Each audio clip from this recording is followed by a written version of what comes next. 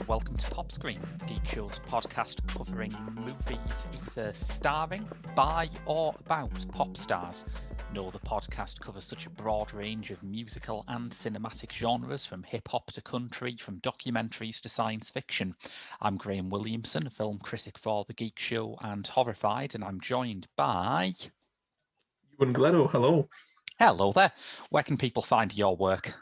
They can find me on Northern Lights, Clapper, Geek Show, and Cult Following. Right. And of course, you were last here covering Spice World, and you've come back for a film described by its star Neil Tennant as, and I quote, arguably better than Spice World. Well, he is correct in saying that, I think. The bar has been set very high, of course, but yes, it is better than Spice World. His duo partner Chris Lowe was less charitable, suggesting the tagline should have been a wank of epic proportions. But its director Jack Bond only half-jokingly called it the first post-Brexit film, and its fans run the gamut from Saint Etienne to the BFI, who recently treated it to a lavish reissue. The Pet Shop Boys would not normally do this kind of thing, hey? Hey? No, it's going to be full of those today, isn't it? Completely, yeah. Stop listening now, listeners, if you're allergic to puns. But they did do it once, and it was called It Couldn't Happen Here. So, had you seen this before, by the way? I didn't know. I hadn't either. A couple of weeks before you invited me on the podcast to do this, I was thinking, if I've released It Couldn't Happen Here, that would be interesting to look at. And then, by just some severe coincidence, I got to talk about it on here. I don't know. I think my interest in this film sort of stems from being interested in sort of weird oddities of British drama that have been forgotten about, and this sort of fits right in to what I was looking for. Had you seen this before? I never had, no, which half surprised me because I was very, very into the Pet Shop Boys as a kid, but yeah. Also, when I say that, I mean, I bought their greatest hits collection when it first came out when I was like 9. And I don't think there's much to entertain a 9-year-old in this movie. No, definitely not. I don't think there's much to entertain at all. It's a succession of Monty Python-esque skits that don't have an end, and they just sort of mash together in this odd timeline. It is a very strange film. It is one of the very rare number of British road movies, in this case, from, is it Clacton to Scunthorpe? I think so, yeah. It's our Route 66. Right. It is. It's the defining route for British holiday makers. That's one reason why I guess there are no British road movies, because you run out of country as soon as the movie gets going. Yeah. But when you're deliberately aiming for absurdity, it's less of a problem. Yeah, definitely. I think they do get that absurdist style right on the nose, that to both benefit them and sort of steal away the show almost. It's those absurdist notions. I mean, it's straight away the intro of the movie on the beach, and there's dancers, and there's what are they called? There's just a lot going on that beach straight away, where it's like, right, okay, they're starting with this note of absurdity. They're not going to relent and give us any sort of clear narrative almost. And I think you have to have a very sweet spot for that kind of thing to enjoy the film. Although, fortunately, I do. It might be relevant to note that during the shoot, they also made the video for Rent, which was directed by Derek Jarman. Right. And there are bits of this that, if you're feeling in a charitable mood, do resemble that kind of non-narrative style that Jarman was experimenting with in stuff like The Last of England and The Garden. Yeah. Neil Tennant said they probably didn't work because they were talking a lot about doing it in the style of Ken Russell at a point when Ken Russell was about as unfashionable as he's ever been. I would like to see Neil Tennant take on the Devils, but I actually, you know what, I understand that sort of comparison that he's made there. It does feel, not to overuse the word, but that absurdist notion, sort of what they're aiming for. They do pull it off well. I think, I don't know, I think I'm just too stringent when it comes to I enjoy narratives. Because there is one here. It just, I think, to me, the incorporation of the music, which is, you know, crucial to any film that wants to rely on the image of singers and songwriters, is it uses their music too much and so often.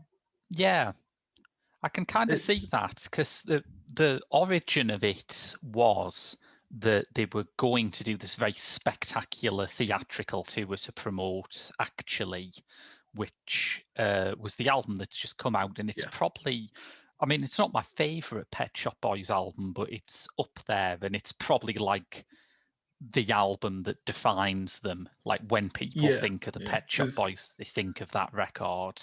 It's actually the one with It's a Sin on it. Was that the one? Yeah, that's the one. It's a Sin, Heart, What Have I Done to Deserve This, and Rent. Yeah. Okay, so it's bulletproof stuff, really, singles wise. Yeah. So it's got all that, and they were going to do this massive theatrical tour with English National Opera until someone totted up how much that would actually cost, and they realised it would actually be significantly cheaper to make a movie instead. That's incredible. I mean, the budget for this was $4 million, and I think about 80% of that budget went either on dry cleaning Neil Tennant's suit or hiring background extras just to sort of dawdle about. And it's, I don't know, I think it's money well spent. I think, honest to God, it's such a strange, unique film. I don't think anybody else could have made this at the time it was made. Its inspirations are very clear, and I do like that. And even then, I think if we look at sort of the Spice World movie, that's such a clear shot narrative, 3-act structure. Pet Shop Boys, and it doesn't happen. What's it called? I can't even remember the name of it. It couldn't happen here. Couldn't happen here. Yeah. It doesn't have that narrative structure. It's just sort of, here's a presentation of all our great songs set to the backdrop of a couple of weird scenes, and I do appreciate that. I think I appreciate it more than I enjoyed it. But going back to what I said about the Spice World movie, is it's nice to see something different done with the sort of pop image that the Pet Shop Boys had at the time, because this released in '88, wasn't it? Yeah, 88. So around that time, they're pretty popular. Yeah, it's what Tennant has this lovely phrase where he says every pop band has an imperial phase, and even if you're big forever, you only get one period where you are absolutely the hottest thing, and this was definitely their imperial phase. Oh, absolutely, because after this it was what did they do? They did it was Introspective after this. That's the one, yes. Yeah. Which is a good album, but it's kind of, it already feels like they're thinking, 3-minute pop songs are a bit easy, aren't they? Can we do something else? Which is a good way, a good perspective to have for as an artist, where it's, you know, we know how to do pop songs, we know how to be popular, but we want to make a different brand of music or a different bit of interest. And I think I listened to I think it was Yes before coming on the podcast today, and that's a very good album. Yeah. It's far removed from this sort of pop, but it's got the same, you know, stylish choices and lyrical style. I think it's very different of when they were at this point in their career. I don't think they would have gotten a movie out of the songs on Yes. Well, Yes is interesting because they did it with, that's the one they did with the Xenomania, isn't it? It's got Love, Etc. I think so, on it. Yeah. And that was at the point where, again, Xenomania were in their imperial phase. They were Girls Aloud, regular producers. They defined what that era of mainstream pop sounded like. So it's going back to that kind of actually ethos, that kind of 3-minute pop ethos, but as an older person who knows how to pull the levers and has seen the inside of the business. Which in a strange way was always kind of Neil Tennant's thing, because he was a pop star after he had wrote about pop stars for smash hits. Really? Oh. Yeah. He was a writer for smash hits, like in its very early phase, when it was an absolutely vital force, because it was the first magazine that it came at an odd moment, I guess, because there had always been like music magazines and music weeklies, but things like The NME and Melody Maker were starting to define themselves more as rock magazines. Right. And sort of splintering off like that. And into that vacuum where there used to be a music magazine that covered everything, you have Smash Hits, which started covering pop music in a way that still feels very modern. It was very irreverent. It was very up to the minute. It was like unapologetically trendy at a time when the other magazines were going for this kind of high seriousness and dissecting Smith's lyrics.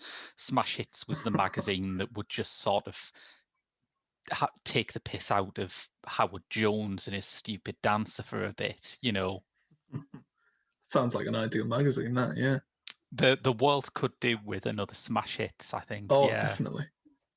It's well, I'd not heard of that. It's a sin that I hadn't. Like, I got one in. That's I had to get one in.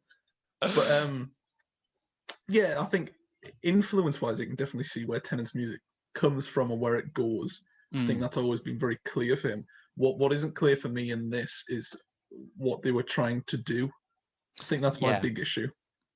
I think you have a point where you say that the music and the movie do not mesh harmoniously, because part of what the movie is doing, and one of the connecting threads of it is about that kind of the shabby end of British heritage. You know, it starts off with Neil Tennant buying some seaside postcards, and that's very much the world it operates in.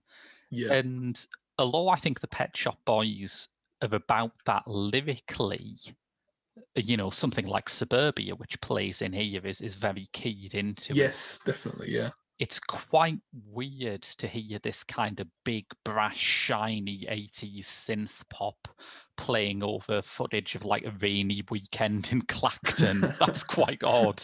It's very jarring at times. You know, it's when the film opens on that sort of dark beach and it pulls back, and I think it's I'm not sure what song was playing at that point. I think it might have been It Couldn't Happen Here. It was, when the camera pulls out, and it's just sort of so odd. And then Neil Tennant's on a bicycle, and then he buys some postcards, and it's sort of he's going through the routine you would on a holiday in Clacton, but set to songs that feel more akin to, you know, nightclubs and sort of pop synth vibes. I think it doesn't gel well, but I think that's intentional. I do think that's no mistake. They weren't in the editing studio and thought, oh well, this West End Girls doesn't really fit with Clacton, does it? I don't know what we're going to do here. But no, I think it's there's the scene in the restaurant or the bed and breakfast with Barbara Windsor. Yeah.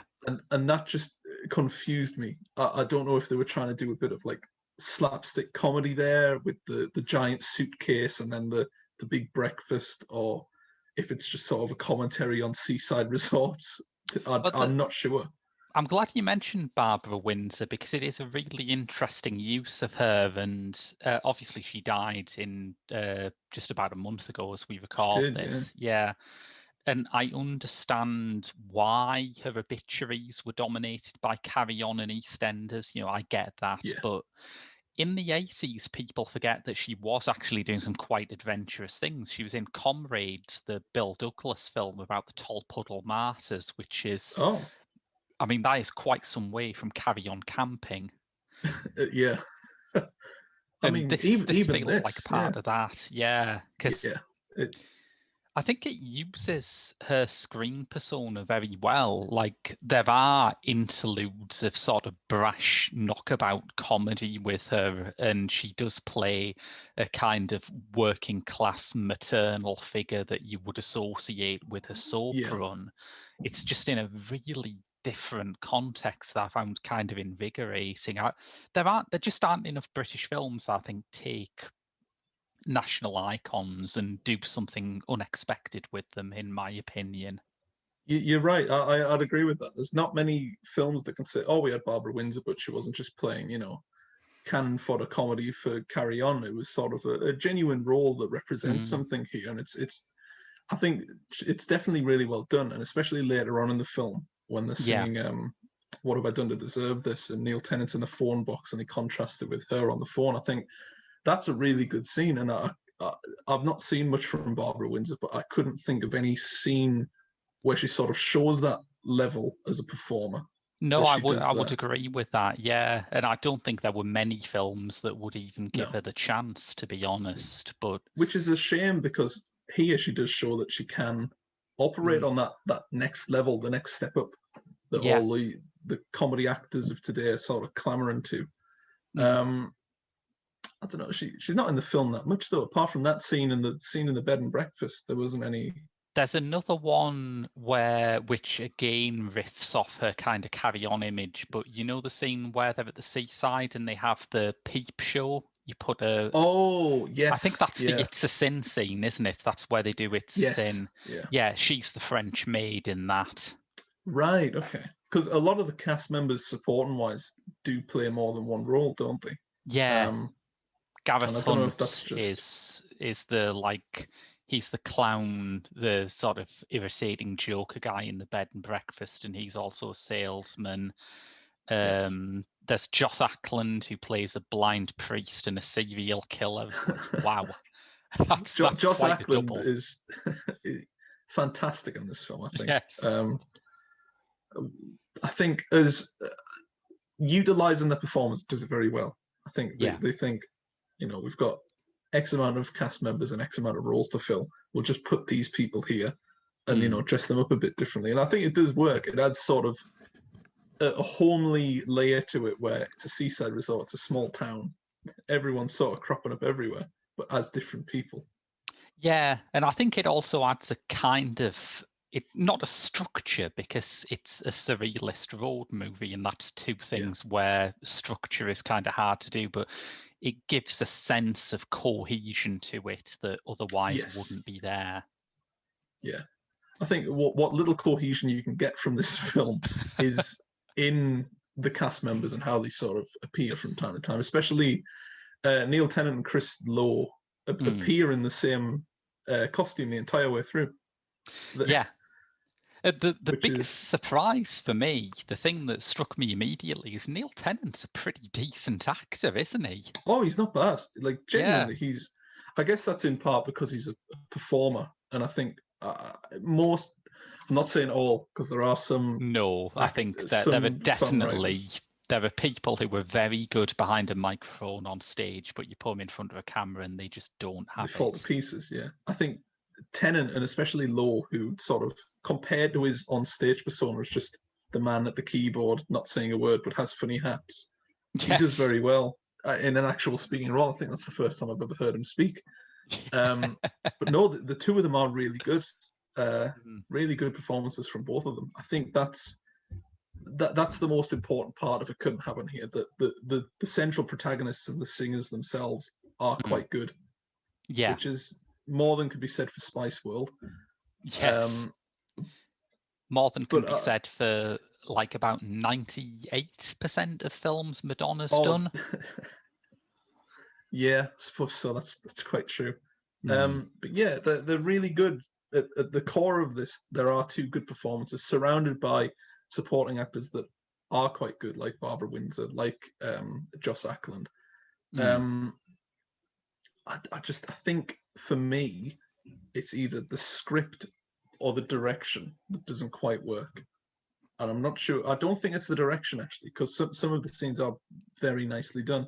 It does look Um, incredibly stylish. Yeah. yeah, it's the scene when they're on the pier at the fun fair and the use of mirrors.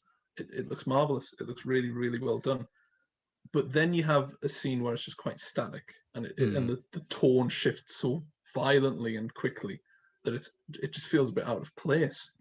I mean, purely visually, I have a great soft spot for the bit with Joss Ackland and his school kids raising the crucifix on the beach, because that was incredible. It looks like a KLF video, but at a point where the KLF hadn't worked out who they were supposed to be yet. It's so ahead of its time. I think that, well, I mean, that's probably the reason they used it on the poster for the film. It's just, I think that's probably, it's ironic, really, that the most defining part of the Pet Shop Boys movie doesn't have the Pet Shop Boys in it. It's Joss Ackland dressed as a blind vicar on a pier with some children. Yeah, that is quite ironic, isn't it? That feels like a synecdoche for the whole project, that we've got this great thing that we're going to market it hard on. It's not the one with the band we're making a film about, but, you know, looks good. It works. It does look good, and I think that's consistency throughout, that the film does look good. But what it's showing doesn't make much sense, if that makes sense. And I am kind of fond of films like this. I think every reference point that I've mentioned, whether it's Jarman or Russell or whoever, is something that I am basically pretty wild on. So I enjoyed it a lot. I think even for my tastes, the problem with doing a non-narrative film is it's hard to make it feel like it ends rather than just stops. And this does feel like it just stops. That was my big problem. It's not sudden, but it definitely feels as if it's trying to lead into some sort of closure when it really doesn't need it. It opens rather randomly. Why not close on something just as equally open-ended? Yeah, I think it doesn't stick the landing, but individually, I find most of the scenes pretty delightful. I never thought I'd see Chris Lowe throw a plate of eggs at Barbara Windsor. You know, that's an experience I've had now. I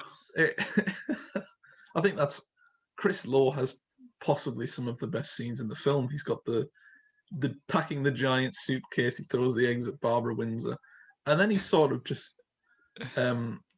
I think it's Neil Tennant that gets the brunt of the ventriloquist scene. But, yes. Which is just so oddly fascinating that it works as its own little skit or concept, where it's just Neil Tennant and Chris Lowe laughing at a man dining with a ventriloquist dummy who begins musing on philosophies. Yeah, the ventriloquist dummy has like a long monologue about the nature of linear time, which feels like it got lost on the way to an Alan Moore comic. It's a very, even by the standards of this film, that is a very strange moment. It's full of strange moments, and I think more than a few of them are very endearing and rather likable. You know, there are scenes where they just plonk us into something and think, yeah, this might work. Who knows? Yeah. And then whenever inevitably they do kind of work, it is sort of, yeah, that's a pocket of nice content there. It feels not, obviously it's not structured. It's not got any sort of narrative purpose, but there are moments within that are sort of skit based, where it sort of feels like a sketch. It'd be more akin to sort of a short burst of energy that could start and end there, rather than be connected with all these different other scenes. Yeah. Like that scene with the ventriloquist, that could be just sort of contained without really any effect on the story. Well, the scene I mentioned earlier with Joss Ackland as a serial killer in the back of their car is very similar to a Peter Cook and Dudley Moore sketch called Mini Drama, where I think it's reversed in that one. It's Cook's like a peer of the realm who hitches a lift with a cabbie played by Moore, who turns out to be a serial killer. But the tone of it is very similar, and I did wonder whether that was like a conscious influence there. It seems like one. I think Jack Bond's direction is full of unconscious what's the word? Unconscious inspiration. But I think at the same time, he is very conscious of those Dudley Moore sketches, or the odd sort of, like Barbara Windsor, I think is a great casting choice, but I think that was intentional. It feels like we should get Definitely. Barbara Windsor for this. Yeah. So I think it's a nice blur of these are decisions that they're making on purpose to sort of define the film, and then they're just seeing what happens when you mix all these different ideas together. Yeah, some things of it are definitely more gut level, but I think it actually has. I mean, for all the narrative isn't coherent, I think thematically it is kind of coherent. It's about Yeah, a sort of fading empire at the end of the 80s, trying to take stock of its past and how that affects your sense of self as well, because you see Tennant and Lowe as kids during the It's a yes, yeah. Sin sequence. And it's about how being brought up with those traditions affects you as those traditions that, you know, you hate, but still you were brought up in are dying. Yeah, I think what you said about sort of taking stock as well, it definitely feels like that. It's sort of, we've hit the peak. This is our big blowout to sort of explore new avenues, and Mm, it definitely feels sort of, as much as I didn't like it as much as I thought I would, it feels like the end of that era for them. yeah. That Pet Shop Boys sort of take a different route after this, where they made remixes and stuff like that. Mm, As far as the film goes, it was that scene in I think it was just after the Pier segment where they're in the theatre mm. watching a play, and then the blind vicar comes on the stage and starts shouting for Yeah, them. yeah. That sort of, I don't know why that stuck with me, that scene, but it sticks with me ahead of the rest, sort of, because it has a clear message of what it wants to say about the Pet Shop Boys, rather than, the ventriloquist dummy musing on life. I suppose the thing with that scene is because that's a scene that involves their childhood, so there is at least a clear emotional investment. You know who you're meant to Yeah, be feeling for rather than just watching the whole thing as kind of a. I mean, I know the Pet Shop Boys absolutely hate everyone talking about their work this way, but I'm going to have to talking about it as a kind of ironic thing. yeah. I think I understand why they hate people talking like that, but at a point, it is inevitable that we would have to talk like that, especially considering the context of the film. Mm, Because not to knock them, but none of it comes across as uh, genuine, if that's the right mm. word for it. It all comes across as well made and well put together, and it has some sense of meaning behind it. But the nature of its prose and its writing it feels kind of not mockery, but sort of not genuine. Definitely not. I think any emotional pulse you get to it comes from songs like the title song or Rent, which Yeah, are emotional in their own way.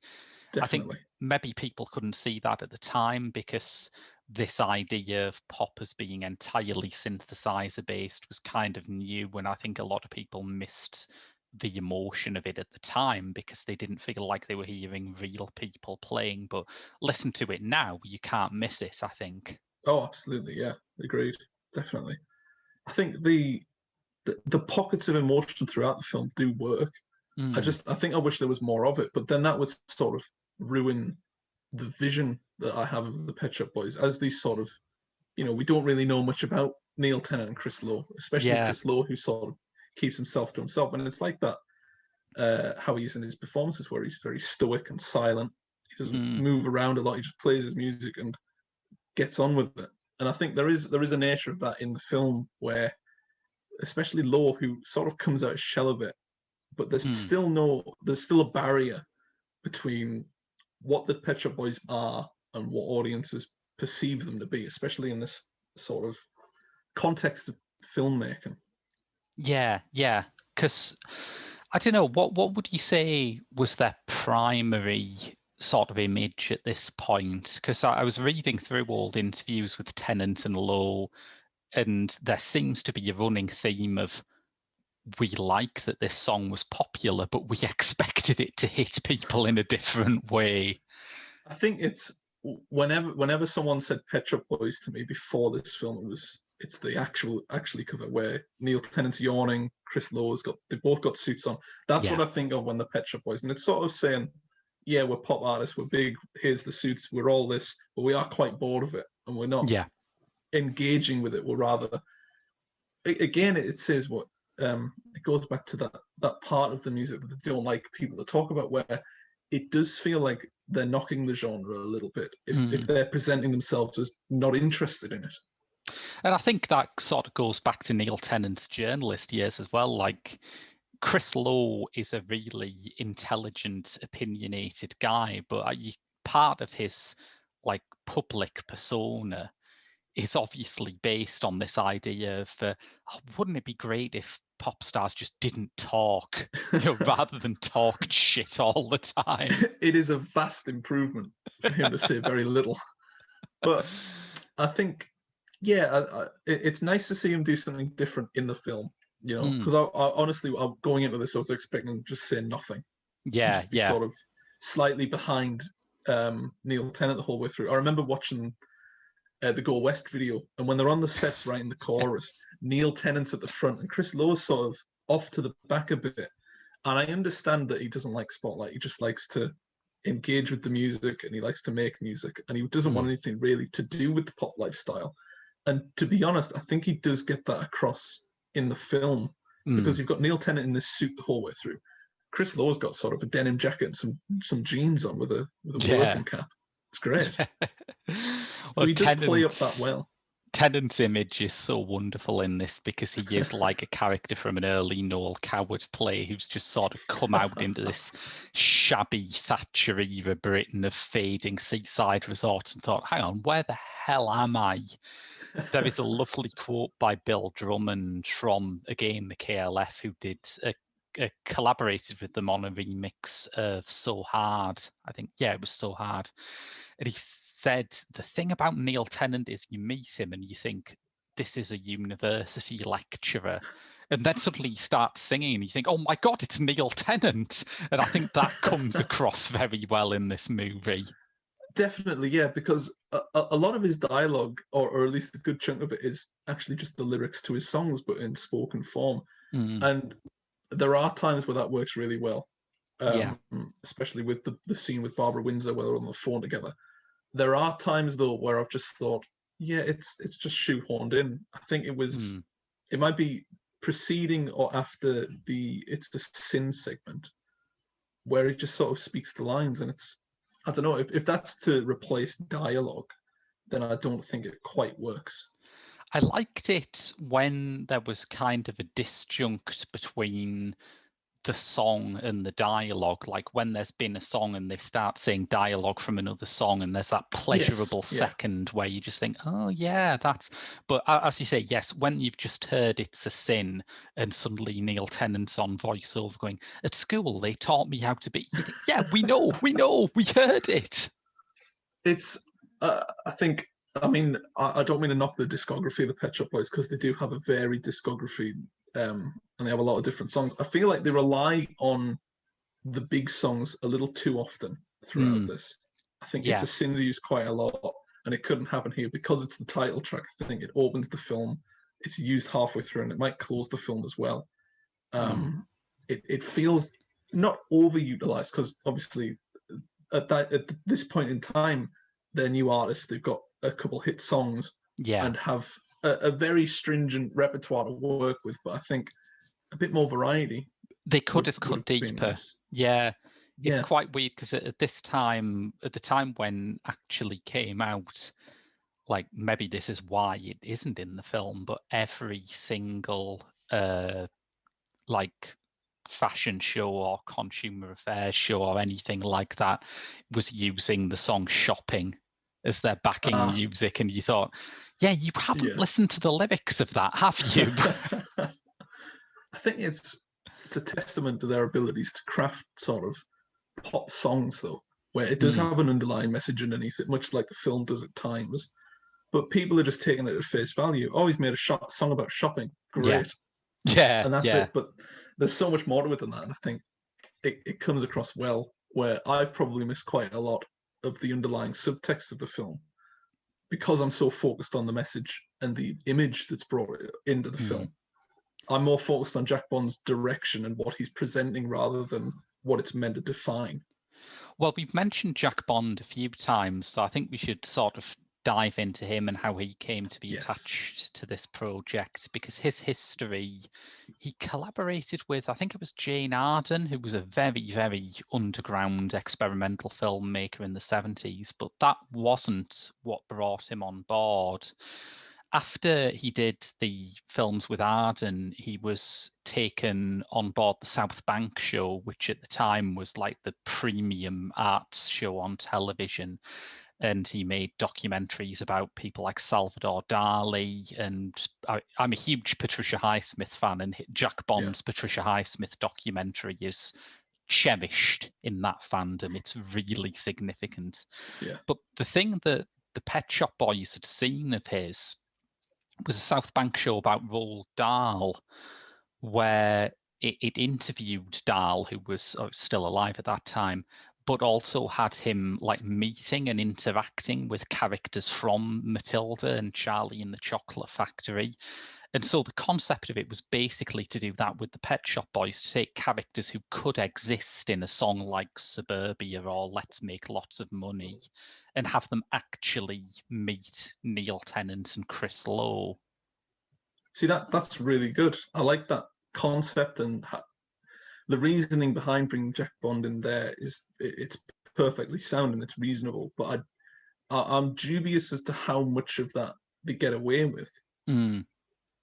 I think one of the things that maybe muddies it is that it also kind of has that sort of seaside postcard quality and that end of the pier stuff, which is, I think it's interesting, and I think it's an interesting statement on late 80s Britain, but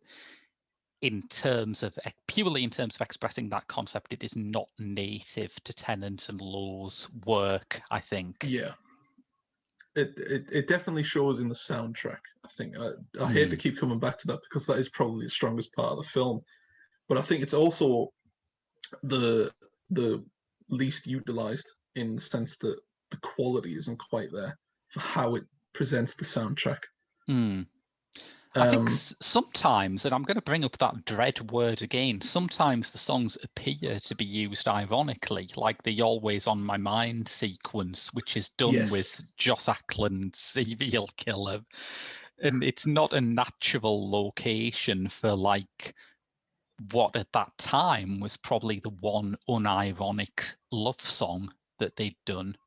Yeah, it's just, it feels out of place, but I suppose what's the alternative if they were really set on using that song? There's nowhere else it could fit in. Yeah, and they probably had to, because it had just been such a massive hit, and it is. I think they just about get away with it. Yeah, definitely. I think there's definite comedy to be had, seeing a murder in the back of a cab while Neil Tennant mouths the words to possibly their most popular song. Yeah, and then I don't know. I think it either needs to go further with its intentions of sort of this weird mixture of comedy and musical, or it needs to find some common ground and just set itself on the right track. Yeah, and I kind of liked that jumble, but I have to keep adding the disclaimer that I am a sucker for this kind of sort of mixture of cinema du look and surrealism that we're talking about here, I guess. It's one of those things with British films of the 80s, I always find they can get so much out of a small budget. It always reminds me of something Neil Jordan said about being the Company of Wolves, where he'd just come off making Angel, which was made for no money, and this was his second film, and he got $2 million for it, and he was running around the set thinking, $2 million? We can do anything with $2 million, while all of the set hands were thinking, what? We had Return of the Jedi in last week. What the hell's he talking about? Well, it's interesting that you bring up the budget, because I think It Couldn't Happen Here was made on 4 million or thereabouts, and the actual, the quantity they get, the variety of sets and characters for 4 million is very good. Yeah, absolutely. It does well to use it. Yeah. I mean, the airplane scene is really terrific. It looks gorgeous. Yeah. I think a benefit of that is sort of they don't really need to pay much for the song licensing, because the musicians are involved. So a lot of that budget restraint goes to, a bit of extra costume here or a ventriloquist puppet there. And you've got, you don't have to pay many cast members because you keep reusing people in different roles. Yeah. It's a very smart way of managing the budget. Yeah. I think it's one of those films where it is all on screen. Yeah, definitely. Yeah, that guy in the airplane, by the way, is Neil Dixon, and it's kind of a cheeky casting choice because he had I can't remember what the film was called. It's one of those films with a ridiculous subtitle, but he'd been in like a reboot of Biggles, which tried to bring it up to date with time travel, and it absolutely tanked. And like about 2 or 3 years later, here he is in a direct parody of that. Well, circle of life, isn't it? Yeah. I think if your type as an actor is World War I fighter pilot, you only get so many opportunities to do that. He's not too bad here. They utilise him quite well, and I think it's odd to he's very see him. funny. Yeah, he is. Yeah, there's that bit where he's is it him they're staring at in the restaurant, or is it the they're staring at him. He's just sort of not shifty eye, but very uncontrollably uncomfortable. And that afterwards, one of the things that like drives him mad afterwards is that he's going over what the ventriloquist's dummy is saying, and he's furious about it. The dummy's a damn existentialist. That's possibly the best line in the film. Yes, it's just so out of the blue, and it's just a nice subplot. It's got a nice closed end, which obviously we said for the film as a whole isn't something it should have had. But as that little subplot sort of starts and ends within scenes of each other, it's just a very nice little distraction. Do you think that could have worked better if they'd moved it to the end? 'Cause I'm thinking about how that scene resolves itself, and I'm thinking, all right, it's not exactly an ending still, but I'm watching stuff get shot and blown up, and I suppose there's something climatic about that. Yeah. I think if Jack Bond had panned the camera up on a nice golden meadow near the seaside, and he turns the camera and there's a World War I fighter pilot, and the only line he says is, "That dummy's an existentialist," and then just have a nice fade to black. Perfect. It would have been magical. Yeah. And then an explosion for good measure. And nobody's perfect for the 80s. I think it's such a strange mixed bag. The songs are great, cast are great. I just think it lacks some sense of direction, and that's not a bad thing for Jack Bond. I don't mean to speak ill of him, because his direction here is nice. He makes a lot of good scenes. He makes a lot of interesting little points, but I don't think there's enough detail in them. He presents, like the cafe scene is probably the best scene with the ventriloquist and the World War I fighter pilot.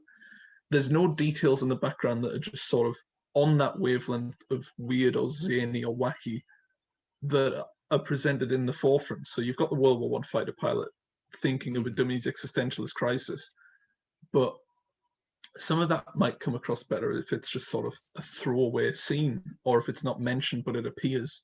If that makes any sense. Yeah, I think it's one of those things where I can see the flaws in it, but I can't really understand how you'd address them without spoiling what the film is. No, I understand that. It's a very difficult film to manage, because at the same time there is a lot to manage. It's subsequently nothing. It's an odd one to sort of deal with, but that was sort of the Pet Shop Boys' image at the time was, we come across as having nothing to us, but if you actually listen to the lyrics and dissect them, there is quite a lot of subtext. Yeah, and I think maybe their problem was that they were too subtle for the 80s as a decade, which is just a blunderbuss decade. What's that? Is it Love Comes Quickly, where it's got that picture on the sleeve of Chris Lowe with a like baseball cap on? It just says boy. on the front. I think so, yeah.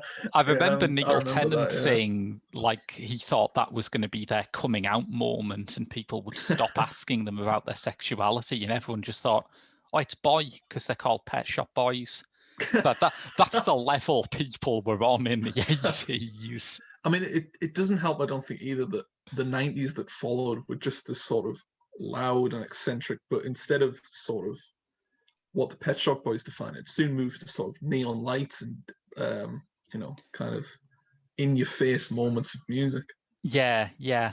I think there's a kind of I don't know how you define the 90s with that. There is as much spectacle in 90s pop, but by that point, everyone seems to have grasped what the Pet Shop Boys were doing, and every pop band in the 90s seems to be a pop band in inverted commas, Yes, yeah. I think they made very subtle music in a time when there wasn't room for subtlety. It had to be in your face, it had to be explosive, synth note pop, or it was just forgotten. That was it. And then when the interesting thing is, talking about the Pet Shop Boys in the 90s, when you look at the music that they released in the 90s, it's some of their most hard on the sleeve stuff. There is no irony, there is no critique in Say a V-Day. It is literally just a love song. Do you think that's to do with how they aged? No, I'm not saying that they're old, but if you listen to their most recent album, I think it's Hotspot, it's sort of, they've mellowed out a bit. They've sort of not toned it back or dialed it down, but they've sort of made their peace with that empirical giant endeavor they were at first, and have sort of moved into a more grounded approach even. I think that's part of it, yeah. And I think there's something that I remember Chuck Palahniuk saying once, that after a while, even someone who defines themselves as being against everything has to work out what they're for. But I think also part of it is just that shift that they realised that when they were stacked up against bands like Culture Club and the Human League, they had a reputation as being the more kind of intelligent, satirical, subversive ones. But after a while, everyone started to do that. And so, ironically, it became not very subversive at all. I think for the few people that were trying to define the Pet Shop Boys as more than pop artists at the time, I think It Couldn't Happen Here does a nice job of sort of throwing people off the scent of what they were trying to do. Because this doesn't feel like what the Pet Shop Boys were defined as. If you take the scene with the murder in the back of the cab and just sort of the random inclusion of certain songs, it's sort of saying, this is what we could be, but we're not going to define it as definite. And the other thing is that 80s pop scene was defined by being modern and cutting edge and being about the latest technology, the most advanced production. And of course, the Pet Shop Boys always had that. They were working with producers like Trevor Horn and Harold Faltermeyer, who, were really capable of introducing a level of technology into commercial popular music. But the film isn't about that. The film is kind of downbeat and archaic and shabby in a way that I think is interesting. I don't think any other pop band of their generation would do this. Like, maybe if the Smiths had made a movie, it would be quite similar to this, I think. But yeah, definitely. I think Pet so. Shop Boys were positioned very differently to the Smiths at that point. Yeah. It's quite a delicate position to be in as well. You've got expectations from a mass audience saying we want more pop sounding music, but then critics were starting to sort of dig their claws in and say, well, it could mean this, it could mean this. So I think the only solution that they had at the time was to blow it all up with a film like this. Yeah, yeah. And I think it is such a dangerous time for a pop star, that moment when the critics start to get into you, because when you like a band and everyone else thinks they're dumb, but you think they're clever, that is wonderful. That is like a secret handshake. I was slightly too young for them when they started out, but I imagine part of the beauty of being a Pet Shop Boys fan in that very early age was that you are the people who actually understand the lyrics to Yeah. Shopping, you know. And it's not as if it's, I mean, if you just listen to music as a sort of, I like the sound of this, it doesn't matter about the lyrics and what they're saying. If you listen to that, which probably a vast majority of people do, you miss those little touches that were in the lyrics from Tennant and Lowe, where it is a criticism or an attack on a certain aspect of culture that they didn't like, and it's really well done. But it's lost on a lot of people. I think it's still lost on people today to some degree. Yeah, and I think, you know, there were a lot of bands in the 80s who were doing this from different angles. I mentioned the Smiths, and the Smiths got on the radio, but they were still positioned as an indie band at a time when indie bands weren't that big. You had the Beautiful South doing it with more of a kind of Radio 2 kind of chart pop, but still putting quite barbed stuff in there. And then you have the Pet Shop Boys who have this, you know, wonderful ambition to say, well, we can actually be the biggest mainstream pop band in Britain and also be, you know, sophisticated and satirical at the same time. I mean, maybe no one really achieved it that well. So normally when smart people get to that level, they are just eaten by the machine, but they never were. I think maybe they were smarter than the machine then, if they didn't get eaten up by it. Maybe that's it, yeah. Would you say, like, with what you just said there about sort of the big defining group of a period, would you say the Pet Shop Boys were that group for the late 80s?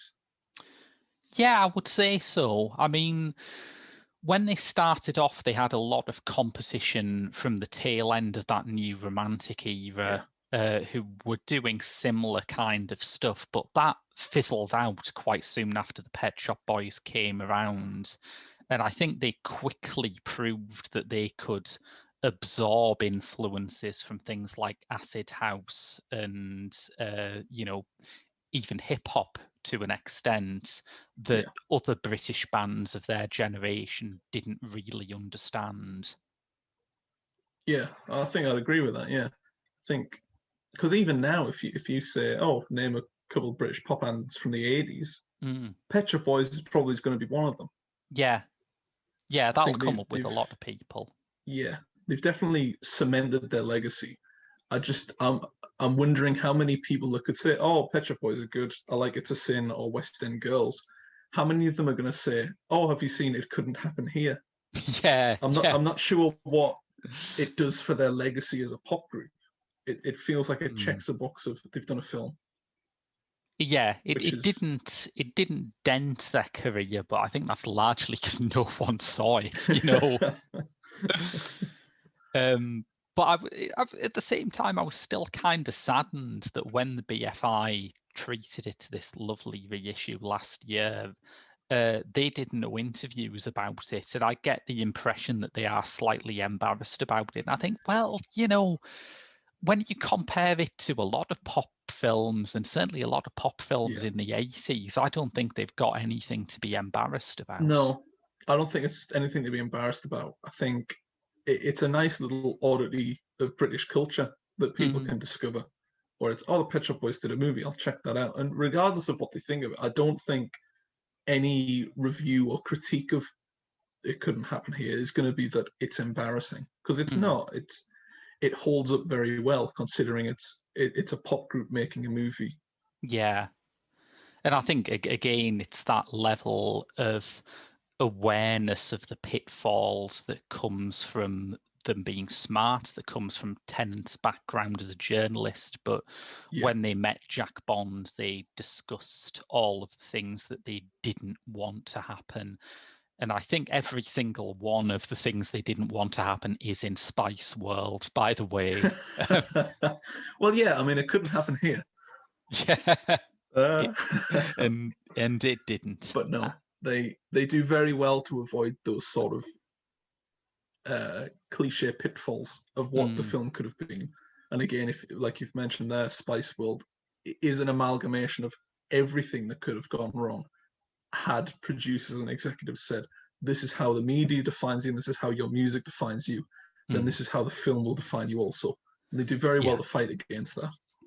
I think one of the other things that probably militated against it is this is very early on in the kind of MTV era, and there were a lot of critics who were just out to get anything that smacked of a pop video. Yeah. Yeah, it was a form that it seemed to be getting bigger and bigger, but without gaining respect in the interim. You hadn't had that period in the 90s where directors like Spike Jonze and Mark Romanek come up making pop videos and people think, oh, better take this seriously. Yeah, it was if you think at the time of this release, and the only music video I can think of that would come anywhere close to that sort of level is was it John Landis that did Thriller? Yeah, and Martin Scorsese with Bad. That was a weird choice, wasn't it? Scorsese for Bad. It's like there's like I know there is a sort of running theme with Michael Jackson's like career that for every album he would have one song that was meant to try and sort of reconnect him with black culture and sort of make it to put the defense against the charge that he'd sold out by just appealing to a white audience, and Bad was that. But when he did it for Dangerous, he got John Singleton to direct the video, and you think, well, that makes sense, but Scorsese? I mean, great director, but just an odd combination, which is like when you said that the Pet Shop Boys actually met with Jack Bond and they liked his work. Jack Bond and the Pet Shop Boys doesn't seem too big of a stretch for collaborations. Yeah, I think so. Yeah. I mean, theoretically, they could have done it with Jarman, and that would have made sense, and you'd have had like the queer aesthetic in it as well. But I like that it is just a bit off that centre. You know, it's not quite spot on. It's got an interesting mix of different viewpoints sort of bubbling along in it. I think that's part of the appeal, though, that it has so much in regard to its viewpoints and its notions of sort of what the Pet Shop Boys are. It has a lot to discuss, but it does feel a bit left of field in what it could have been. And I think that is more endearing than anything else. It's that dissonance. It's like I said, I was sort of took aback by how much I enjoyed it. But I think if it was better from a narrative standpoint, and if it was more coherent from a thematic standpoint, I probably wouldn't have enjoyed it as much in a weird way. Yeah, I think I would have enjoyed it more if it was a bit more coherent. But I understand what you say, where the beauty of the Pet Shop Boys' collaborations with Jack Bond is the fact that it can't be defined to one single thematic or storyline. It has so much going for itself that it sort of throws the scent off of critics. Yeah. Which is quite nice. I think it is. And, you know, that feels like a nice point to end after you've spent like an hour talking about the Pet Shop Boys movie to say it is kind of beyond criticism. It's like, wow, listeners, we could have saved you a lot of time by coming up with that one first off. We should have opened with, we don't know what to say. But yeah, it is very far apart from anything I imagined a Pet Shop Boys movie could be, and I enjoyed it for that. Yeah. I think I understand. I appreciate it more than I enjoyed it. I appreciate that it's the Pet Shop Boys sort of defiantly signaling the end of their first era as pop artists. And it's a nice note to go out on. I'll give them credit for that. I don't think it could have gone any better. Yeah. And they moved on from this and they did Behaviour, which is my favourite album of theirs. Yes, Behaviour's a fantastic album. Yeah.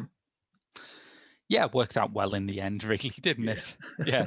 Happy endings, isn't it? Yeah. And that's the happy ending for this week's episode of Pop Screen, listeners. Don't forget to like and subscribe to our social media and get advance news on what we're doing for next month's episodes. If you subscribe to our Patreon at www.patreon.com/The Geek Show, you can get one exclusive episode every month, as well as our other movie podcast, Director's Lottery, which is all on Patreon. But until next week, I've been Graham Williamson. I've been Ewan Gleadow. And we'll see you later.